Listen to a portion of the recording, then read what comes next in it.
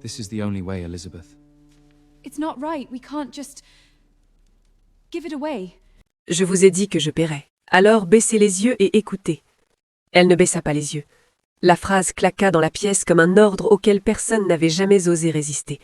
Pourtant, la jeune femme resta droite, les mains immobiles devant elle, le regard fixé sur l'homme qui croyait pouvoir disposer d'elle comme d'un objet oublié sur une table.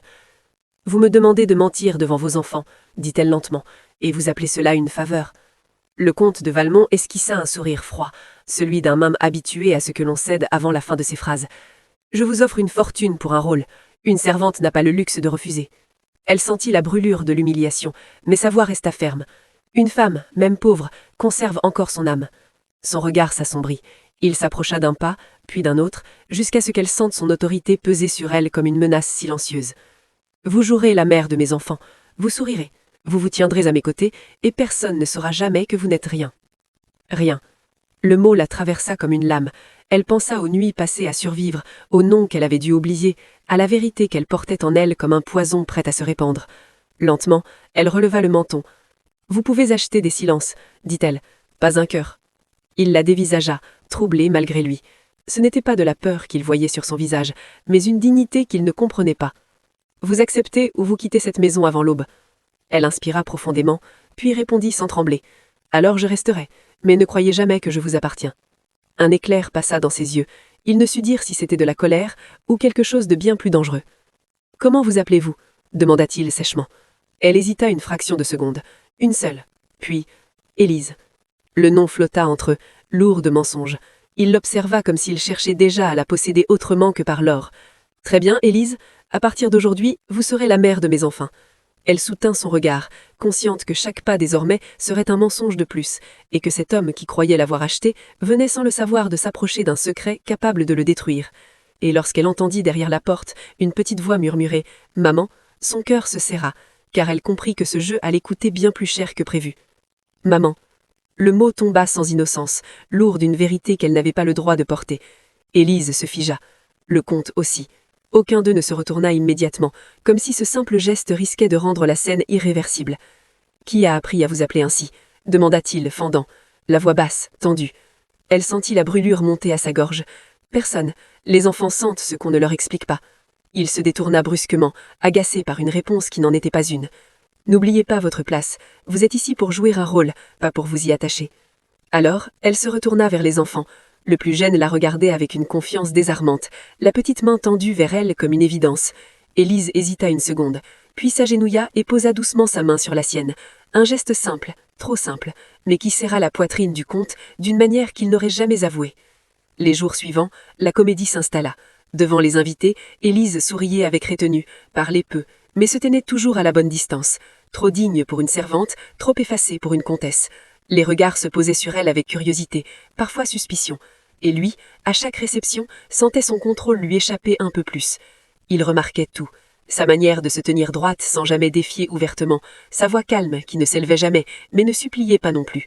Et surtout, ce regard qu'elle posait parfois sur lui, rapide, presque douloureux, avant de se détourner comme si elle s'interdisait d'exister davantage. Un soir, alors qu'un invité fit une remarque appuyée sur l'origine modiste de la mère des enfants, le comte sentit quelque chose céder en lui. « Cela suffit », coupa-t-il sèchement. Le silence tomba. Tous les regards se tournèrent vers lui. Élise aussi, surprise, troublée.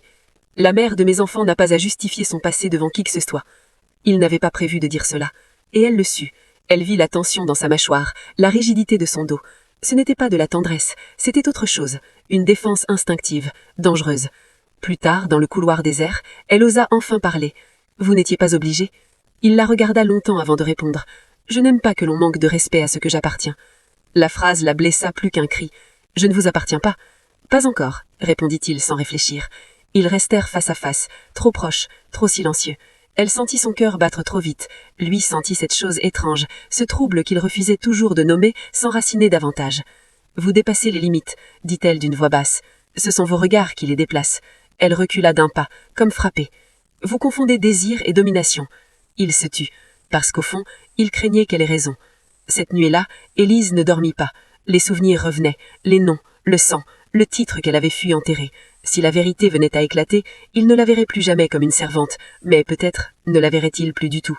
Et le matin, lorsqu'un courrier scellé de cire rouge arriva, portant un nom qu'elle croyait enterrer jamais, elle sut que le mensonge touchait à sa fin. Elle leva les yeux vers le comte, qui lisait déjà la première ligne, et comprit à son regard figé qu'il venait d'ouvrir une porte que aucun des deux ne pourrait refermer. « D'où vient ce nom ?»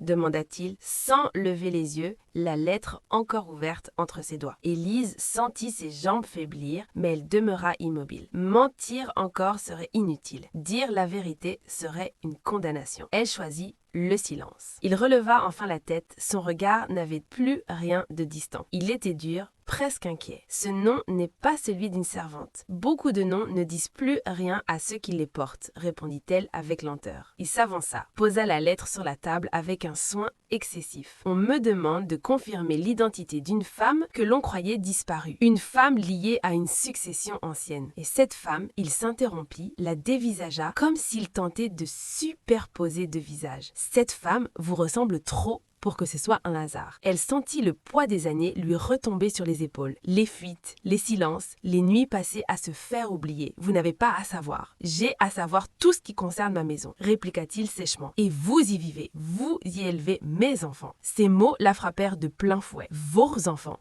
répéta-t-elle. Toujours les vôtres, jamais les nôtres. Il serra les mâchoires. Ne détournez pas la question. Qui êtes-vous? Elle le regarda enfin pleinement, sans masque. Il y lut quelque chose qu'il n'avait jamais vu chez elle. Une fatigue ancienne mêlée d'une détermination farouche. Je suis celle que l'on a dépouillée de tout, sauf de sa dignité. Celle que l'on a contrainte à disparaître pour survivre. Il resta silencieux. Puis, d'une voix plus basse, « Étiez-vous en droit de me mentir ?» Elle sourit tristement. « Étiez-vous en droit de me posséder ?» Leurs regards s'affrontèrent. Pour la première fois, il ne trouva pas de réponse immédiate. Il pensa à la façon dont elle avait pris soin des enfants, à la manière dont sa présence avait changé la maison, à ce vide étrange qu'il ressentait à l'idée qu'elle puisse partir. « Si ce que dit cette lettre est vrai, murmura-t-il, alors tout ce que vous êtes ici repose sur un mensonge. Tout ce que vous avez exigé de moi en était un. » Répondit-elle sans élever la voix. Un bruit de pas interrompit leur face-à-face. Les enfants apparurent sur le seuil. « Maman » demanda l'un d'eux, inquiet. Le mot résonna comme un coup de tonnerre. Le comte se tourna vers eux, puis vers Élise. Dans ses yeux passa une lutte violente, l'orgueil, la peur et quelque chose de plus fragile encore. « Allez dans votre chambre » dit-il d'un ton qu'il voulait ferme.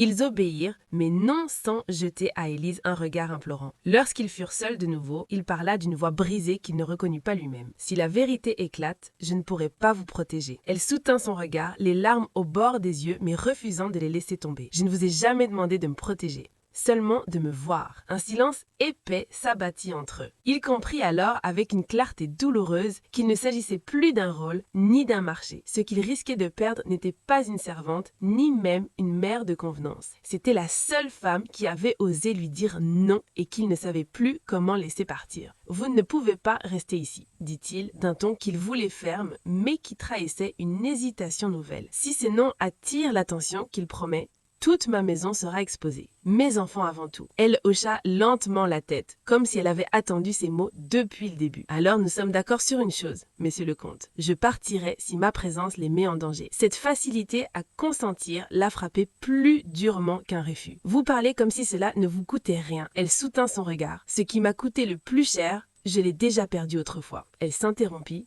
puis ajouta plus bas, « Et ce que je ressens ici, je n'ai jamais eu le droit de le garder. » Il se détourna brusquement, fit quelques pas, passa une main sur son front, les mots qu'il n'avait jamais prononcés, pressés contre sa poitrine avec une violence inconnue. « Vous avez bouleversé l'ordre de cette maison, » dit-il sans la regarder. « Vous avez changé, mes enfants, vous avez... » Il se tut, comme si la suite était trop dangereuse. Elle fit un pas vers lui, puis s'arrêta, conscient de la ligne invisible qu'il ne devait pas franchir. « Je ne fais que rester fidèle à ce que je suis. » Il se retourna enfin. Leur proximité rendit l'air presque suffocant. « Et qui êtes-vous, Élise » demanda-t-il plus doucement. « Une servante ? Une imposture ou cette femme que je vois chaque jour et que je ne parviens plus à ignorer. » Son cœur battait trop fort. « Si je vous dis la vérité, vous ne pourrez plus me regarder de la même manière. Je ne peux plus déjà. » avoua-t-il malgré lui. Leurs regards s'accrochèrent, le temps sembla suspendu à ce silence chargé de tout ce qu'il refusait encore de nommer. Puis un domestique entra précipitamment, rompit l'instant sans ménagerie. « Monsieur le comte, un visiteur insiste. Il dit venir au nom du tribunal. » Élise pâlit. Le passé n'était plus une ombre, il avait trouvé la porte. Le comte la regarda, vit la peur qu'elle tentait de simuler, et prit une décision qui le surprit lui-même. Faites-le attendre. Le domestique hésita, puis s'inclina et sortit. Vous ne devriez pas, murmura-t-elle. Je sais, mais tant que vous êtes ici, personne ne vous touchera. Ces mots prononcés avec une gravité nouvelle firent vaciller ce qu'elle essayait de maintenir debout. Pourquoi faites-vous cela? Il la fixa longtemps, comme s'il luttait contre lui-même. Parce que si je vous perds aujourd'hui, je ne suis pas certain de reconnaître l'homme que je redeviendrai. Un pas de plus les aurait condamnés. Ils n'en firent aucun. Dehors, les voix s'élevaient, le temps se refermait autour d'eux, et Élise comprit que le moment approchait où elle devrait choisir entre se révéler ou disparaître à nouveau en laissant derrière elle un homme qu'elle n'avait jamais eu le droit d'aimer. « Vous jouez un jeu dangereux, dit-elle d'une voix basse, presque suppliante. Cet homme ne partira pas sans réponse. » Il soutint son regard sans ciller. « Qu'il attende. Pour une fois, ce sera le monde qui se pliera à ma volonté. » Elle secoua lentement la tête.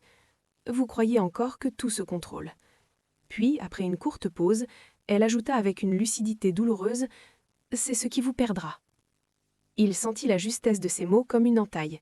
« Et vous, qu'est-ce qui vous a perdu, Élise ?» demanda-t-il plus doucement. « Ce nom? Cette fuite? Ou le fait d'avoir cru que vous pouviez disparaître sans laisser de traces ?» Elle ferma un instant les yeux. Lorsqu'elle les rouvrit, il lut une décision irrévocable. « On m'a appris très tôt que la vérité ne protège pas toujours. Parfois, elle condamne. » Un bruit sec résonna derrière la porte. Une voix impatiente s'éleva dans le couloir. « Monsieur le comte, l'envoyé insiste. Il exige un entretien immédiat. » Le comte serra les poings. « Qu'il entre. » Élise se tourna vers lui brusquement. « Non, pas devant moi. » Il hésita. Puis, contre toute attente, il répondit « Vous restez. Ce qui se dira ici vous concerne. » La porte s'ouvrit. L'homme entra, raide, le regard acéré. Il inclina brièvement la tête. « Monsieur le comte, je viens au nom de la cour pour confirmer l'identité d'une personne sous votre toit. » Son regard glissa vers Élise et s'y arrêta avec une intensité troublante. « Mademoiselle, ou devrais-je dire autrement ?» Elle sentit le sang quitter son visage. Le comte fit un pas en avant. « Vous parlerez avec respect. » Un sourire mince étira les lèvres du visiteur. Il est difficile de faire preuve de respect lorsqu'on se trouve face à une héritière disparue dont la mort n'ait jamais été officiellement confirmée. Le silence devint oppressant. Élise ne détourna pas le regard. « Vous n'avez aucune preuve. »« J'ai une signature, un sceau et des témoins, » répliqua-t-il, « assez pour troubler l'ordre que vous vous êtes construit ici. » Le comte se tourna lentement vers elle. « Héritière ?» Elle baissa enfin les yeux. Le mot était tombé. Il n'y avait plus de retour possible. « Ce que j'étais autrefois ne m'a jamais protégée.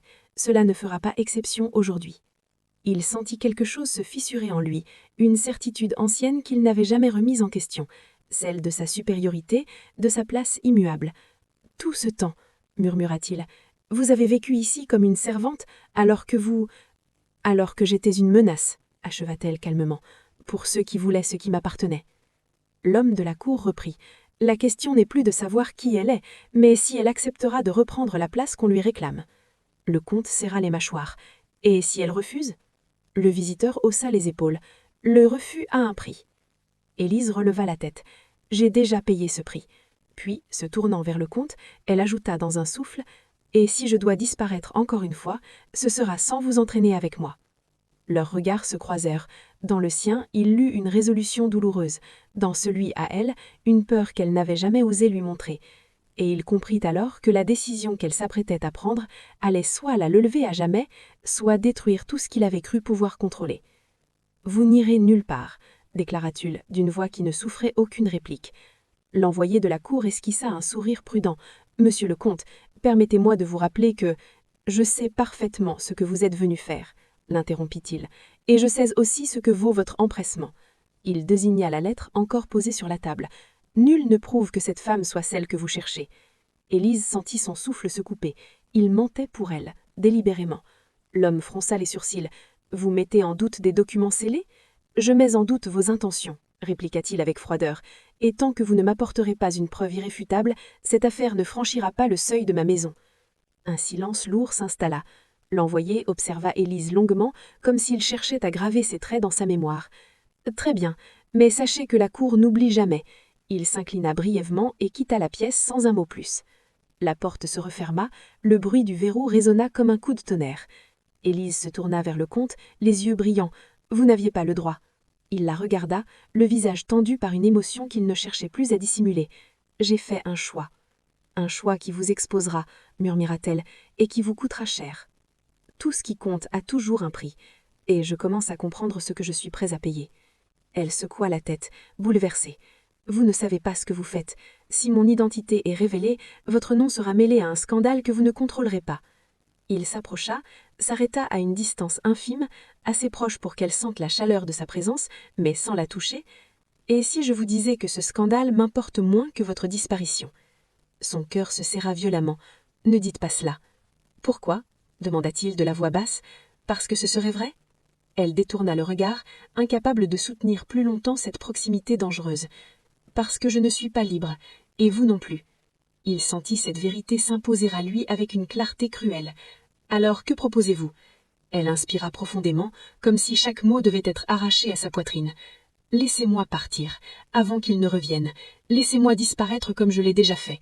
Vos enfants oublieront, vous oublierez. » Il la saisit soudain par le poignet, sans brutalité, mais avec une fermeté qui la fit frémir. « Ne prononcez pas ce mot devant moi. » Elle releva les yeux, surprise de l'intensité de son regard. « Vous croyez vraiment pouvoir retenir quelqu'un qui n'a jamais cessé de fuir ?» Il répondit lentement. « Je crois que pour la première fois, vous hésitez. » Elle voulut se dégager, mais s'arrêta. Il avait raison. Cette maison, ses enfants, cet homme, tout cela avait fissuré les murailles qu'elle avait dressées autour de son cœur. Dans le couloir, des pas résonnèrent encore, des voix, plus d'une. Le comte la relâcha, mais son regard resta accroché au sien. « Ils reviennent, » murmura-t-il, « et cette fois, ils ne repartiront pas sans réponse. » Élise sentit la peur l'envahir, mêlée à une douleur plus encore profonde. Elle comprit que le moment était venu de choisir entre se sauver une dernière fois ou d'affronter une vérité qui pourrait tout détruire, y compris l'homme qui se tenait devant elle, incapable désormais de prétendre qu'elle n'était qu'une servante. « Alors écoutez-moi, » dit-elle brusquement, la voix tendue mais ferme. « S'ils entrent ici, et qu'ils prononcent mon nom véritable, vous n'irez m'avoir jamais connue autrement que comme une domestique. Vous protégerez les enfants. Vous vous protégerez vous-même. » Il secoua lentement la tête. « Vous me demandez de vous renier ?»« Je vous demande de survivre, » répondit-elle sans détour. « Ce monde n'épargne pas ceux qui se tiennent entre lui et ceux qu'il réclame. » Les voix se rapprochaient. Il distinguait déjà le froissement des manteaux, le cliquetis impatient d'une canne. Il sentit une colère sourde monter en lui, non contre eux, mais contre l'injustice de cette situation qui exigeait toujours qu'elle paie le prix le plus élevé. « Vous croyez vraiment que je pourrais encore me regarder si je faisais cela ?» murmura-t-il. Elle s'approcha d'un pas, très lentement. « Vous croyez vraiment que je pourrais vivre en sachant que je vous ai entraîné dans ma chute ?» Ils étaient trop proches. Leurs regards se cherchaient, se retenaient. Aucun geste ne venait rompre la tension, mais tout, dans l'air entre eux, parlait de ce qui ne devait pas être dit. La porte s'ouvrit à nouveau, plus largement cette fois. 2 hommes entrèrent, suivis d'un officier à l'expression grave. « Monsieur le comte, la cour exige une réponse immédiate. » Le comte se plaça instinctivement devant Élise, sans même s'en rendre compte. « La réponse est que vous n'avez aucune autorité ici sans mon consentement. » L'officier leva un sourcil. « Êtes-vous en train d'entraver une procédure officielle ? » « Je suis en train d'exiger le respect de mon toit, » répondit-il froidement. Élise sentit son cœur se serrer. Chaque mot qu'il prononçait l'exposait davantage. Elle fit alors ce qu'elle avait toujours fait pour survivre. Elle choisit de se sacrifier. « C'est inutile, » dit-elle soudain, avançant d'un pas pour apparaître à leurs yeux. « Ce que vous cherchez, je suis prête à l'entendre. » Il se retourna vers elle, le visage marqué d'une colère mêlée de peur. « Élise, non !» Elle posa doucement sa main sur son bras. Geste bref, retenu, mais chargé d'une tendresse qu'elle n'avait jamais osé lui offrir. C'est ainsi que cela doit se passer. L'officier la détailla avec une attention renouvelée.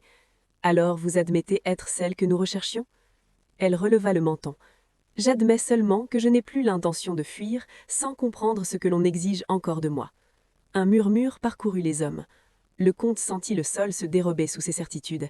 Il la regarda, consciente désormais, déterminée, et comprit qu'elle n'était plus la femme qu'il avait cru pouvoir acheter, ni même celle qu'il avait tenté de protéger. Elle était en train de reprendre un pouvoir qui ne dépendait plus de lui. « Si vous prononcez ce nom, » dit-il à l'officier d'une voix basse et menaçante, « vous déclencherez des conséquences que ni vous ni la cour ne pourrez contrôler. » L'officier hésita, puis sortit un document plié. « Il est déjà écrit, monsieur le comte. » Élise ferma les yeux un bref instant. Lorsqu'elle les rouvrit, son regard croisa celui du comte. Il y lut une chose qui lui serra la poitrine plus violemment que tout le reste, une tristesse profonde et un adieu silencieux. « Lisez-le », dit-elle doucement. Et tandis que l'officier dépliait lentement le document, le comte comprit que dans les lignes qui allaient suivre se jouait non seulement la vérité sur elle, mais aussi la fin de l'illusion qu'il s'était construite, celle d'un homme qui croyait encore pouvoir choisir sans perdre tout. L'officier commença à lire à voix haute. Chaque mot tombait avec une précision implacable, égrenant des titres, des dates, des alliances anciennes, des biens confisqués puis disputés. Le comte entendait sans vraiment écouter, car son regard ne quittait plus Élise. À mesure que la vérité se dessinait, il voyait s'effondrer l'image qu'il s'était imposée d'elle, et avec elle l'ordre qu'il croyait immuable. Unique héritière légitime de la maison de Montreval, déclarée disparue après les événements de... Assez. Sa voix coupa la lecture nette. Il ne s'adressait pas à l'officier, mais à elle. « Regardez-moi. » Elle obéit. Dans ses yeux, il ne trouva ni triomphe ni relâchement, seulement une fatigue ancienne, et cette dignité intacte qui aucune humiliation n'avait su briser. « Vous saviez, » dit-il lentement, « dès le premier jour. Je savais que ce nom détruirait tout ce que je touchais. Je savais aussi que vous ne m'auriez jamais laissé rester, si vous aviez su. » Il serra les dents. « Vous m'avez laissé croire que j'étais votre seul refuge. Vous étiez le seul endroit où je pouvais encore respirer sans être traqué. Ce n'est pas un mensonge, c'est une survie. » L'officier reprit, plus prudent. « Monsieur le comte, la cour demande que mademoiselle... » Il hésita, jaugeant l'attention. « Que madame de Montreval se présente afin que ses droits soient examinés. » Le comte eut un rire bref, sans joie. « Ses droits. Après l'avoir laissé disparaître, après l'avoir dépouillé, vous parlez de droits comme d'une faveur. » Il se tourna vers Élise. « S'il vous ramène là-bas, vous ne serez plus libre. Vous deviendrez un enjeu. Je le suis déjà, ici comme ailleurs. La différence, c'est qu'ici, j'ai appris ce que je refusais désormais d'être. » Il sentit une brûlure lui traverser la poitrine. « Et qu'est-ce que vous refusez ?» Elle le regarda longuement, comme si chaque seconde pesait davantage que la précédente. « D'être acheté, d'être protégé au prix de mon silence, d'être aimé à condition de me taire. » Ces mots, dits sans reproche, l'atteignirent avec une violence inattendue. Il comprit alors que, sans le vouloir, il avait reproduit ce que le monde lui avait toujours offert, une cage dorée, plus douce peut-être, mais une cage tout de même. « Je ne vous ai jamais demandé de vous taire, » murmura-t-il. « Non, vous m'avez seulement appris que ma voix avait un prix. » Un silence lourd s'abattit. L'officier s'éclaircit la gorge. « Monsieur le comte, la cour attend... » « La cour attendra, » trancha-t-il. Puis, se tournant vers Élise, « Si vous franchissez cette porte, ils vous façonneront à nouveau. Ils feront de vous ce que votre nom exige. » Elle hocha lentement la tête. « Et si je reste, je deviendrai ce que votre regard attend de moi. » Il resta figé. Elle avait dit vrai, trop vrai. Les pas des enfants résonnaient dans le couloir soudain. Une voix inquiète. « Maman ?» Ce mot fendit l'air. L'officier tourna la tête, surpris. Le comte sentit son cœur se serrer douloureusement. Élise ferma un bref instant les yeux, comme frappée. « Vous voyez, voilà ce que je risque de perdre. Pas un titre, pas une fortune. » Il voulut répondre, mais aucun mot ne vint. Elle s'avança d'un pas vers la porte, puis s'arrêta, se retourna vers lui une dernière fois. Dans son regard, il lut une supplique muette qu'elle refusait de formuler. « Ne me retenez pas, » dit-elle enfin. « Pas aujourd'hui, pas ainsi. » Et tandis qu'elle posait la main sur la poignée, le comte comprit que le choix qui s'offrait à lui n'était plus entre l'honneur et le scandale, mais entre la perdre pour toujours ou briser définitivement l'homme qu'il avait été jusque-là. Il fit un pas vers elle, puis s'arrêta net, comme si le moindre geste pouvait la condamner davantage. Sa voix, quand elle sortit enfin, n'avait plus rien de l'autorité froide qui avait gouverné sa maison. « Si vous partez, ils vous prendront tout, votre nom, vos enfants, votre liberté. » Élise ne se retourna pas. Elle resta face à la porte, droite, immobile, comme une statue façonnée par la douleur. « Ils peuvent tout prendre, » dit-elle doucement. « Tout, sauf ce que je suis devenue en survivant. » Il sentit alors, avec une clarté cruelle, que ce n'était pas elle qui l'avait protégé toutes ces années, mais son propre confort, son propre pouvoir, son illusion de contrôle. Il l'avait gardée près de lui comme on garde un trésor silencieux, sans jamais lui demander si elle voulait être gardée. Les enfants apparurent dans l'embrasure. Leurs yeux passèrent du visage fermé de leur mère au celui du comte bouleversé. L'un d'eux avança, hésitant, et prit la main d'Élise. « On part » murmura-t-il. Elle inspira profondément. Ce souffle trembla, mais elle ne pleura pas. Oui. À cet instant précis, quelque chose se brisa définitivement en lui. Il comprit que l'amour qu'il croyait naissant était arrivé trop tard, étouffé par l'orgueil, retardé par la peur de perdre son rang plus que son cœur. « Élise, dit-il enfin, comme une prière qu'il n'avait jamais su formuler, si je vous demandais de rester, non pas comme une servante, ni comme un secret, mais comme une femme libre. » Elle se tourna lentement. Dans son regard, il n'y avait ni espoir naïf, ni pardon facile, seulement une vérité implacable. « Alors vous devriez être prêt à perdre tout ce que votre nom vous a donné. Êtes-vous cet homme-là » Il ouvrit la bouche, aucun mot ne sortit. Le silence lui donna sa réponse. Elle inclina la tête, non en soumission, mais en adieu. Puis elle franchit le seuil, les enfants contre elle, sans se retourner. La porte se referma, et dans la vaste demeure soudain vide, le comte resta seul, comprenant trop tard que ce qu'il avait tenté d'acheter, de contrôler, de retenir par le pouvoir, ne pouvait exister que dans la liberté qu'il n'avait jamais su offrir.